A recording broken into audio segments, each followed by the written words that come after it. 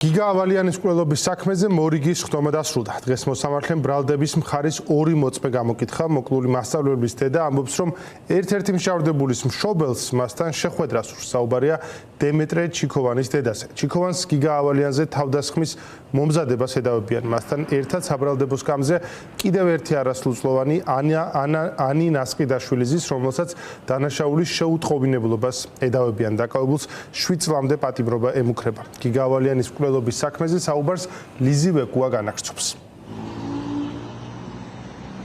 დღევანდელ სასამართლოს ხდომაზე საქმის მთავარი გამომძიებელი და ასევე ბრალდებული არასრულწლოვნების მეგობარი დაიკითხნენ. ჩვენს ხდომის დასრულების შემდეგ პროკურორს ვესაუბრეთ, რომელიც აცხადებს, რომ დღევანდელ სასამართლოს ხდომაზე გამოკითხულმა მოწმეებმა დაადასტურეს ის, რასაც სახელმწიფო ბრალდება ედავება არასრულწლოვნებს, ეს არის დანაშაულის შეუტყობინებლობა და ასევე თავდასხმის მომზადება. თავდაპირველად საუბარს დავიწყებ ანი ნასყიდაშვილის შემთხვევით, რომელიც არ აღიარებს ბრალს და ამბობს, რომ მან არაფერი იცოდა იმასთან დაკავშირებით, რომ ალექსანდრე გაბაშვილი და გიორგი რიკაძე მასწავლებელზე თავდასხმას აპირებდნენ, თუმცა საპირისპიროს ამბობს პროკურორი და ამბობს, რომ საქმეში წარმოდგენილი მტკიცებულებებით და მიმოწერებით, პირადი მიმოწერებით ანი ნასყიდაშვილისა და ალექსანდრე გაბაშვილის მიმოწერებით ეს ყველაფერი დასტურდება. რაც შეეხება დემეტრე ჩიქოვანის ეპიზოდს, დემეტრე ჩიქოვანს ედავებიან გიგა ავალიანზე თავდასხმის მომზადებას, რაც სასჯელის სახით 13 წლამდე თავისუფლების აღკვეთას ითვალისწინებს. უცნობია აღიარებს თუ არა ბრალს დემეტრე ჩიქოვანი, რადგან ის იყენებს დუმილის უფლებას. ჩვენ რამდენიმე წუთის წინ დემეტრე ჩიქოვანის დედა სოფო ჩიქოვანთან გასაუბრების მცდელობა გქონდა. მას ვკითხეთ იმასთან დაკავშირებით, რაც დღეს მოკლული მასწავლებლის დედა მენკა კუპატაძემ განაცხადა, რომელიც ამბობს, რომ სოფო დემეტრე ჩიქოვანის დედა მასთან შეხვედრას ითხოვს, თუმცა დემეტრე ჩიქოვანის დედას ფორმულასთან არ უსაუბრია იმ დეტალებზე, რაც მან მოკლული მასწავლებლის დედას დღეს დილას მისწერა. დღევანდელ პროცესზე დაიკითხა ორი მოწმე. პირველი ეს გახლავთ ლუკა მაყაშვილი, ეს არის ბრალდებულების მეგობარი, რომელთანაც მიმოწერა ჰქონდა დემეტრე ჩიქოვანს. სწორედ დემეტრე ჩიქოვანი ამ პირს წერდა, რომ გიორგი რიკაძისთვის გადაეცა, რომ საშკაც იგივე ალექსანდრე გაბაშვილს თემქაზე გაყოლოდა. მოგეხსენებათ, რომ თემქაზე მოხდა გიგა ავალიანზე თავდასხმა. შესაბამისად ის მოუწოდებდა, რომ შემთხვევის ადგილზე წასულიყო ალექსანდრე გაბაშვილთან ერთად გიორგი რიკაძე და დახმარებოდა მას დანაშაულის ჩადენაში. რაც შეეხება მეორე მოწმეს, ეს არის საქმის ძირითადი გამომძიებელი.